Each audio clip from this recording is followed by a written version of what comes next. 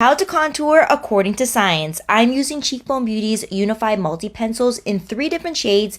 These are the markers for where the contour should be placed. So I used shade Deep 8 to sculpt, and below that I used Medium 6 to create a shadow and Fair 2 to highlight. On the other side, I applied my contour as I normally do to help compare the differences. I love these pencils because they're very versatile. You can use it as a concealer, a matte highlighter, a bronzer, great for sculpting those cheekbones. Now this was giving beard, but trust the process. These pencils are so creamy and blendable. They're formulated with a combination of natural oils, which creates this lightweight finish. They feel super high quality, but with a deep focus on sustainability, as Cheekbone Beauty as a brand has indigenous roots and is a certified B Corp. I finished my look with a bit of blush, and taking a look at both contour placements, I love the shadowing on the left. I feel like my cheekbones look so nicely sculpted. This is definitely a win for science and sustainability. What do you think? By the way, you can now get these at Sephora Canada.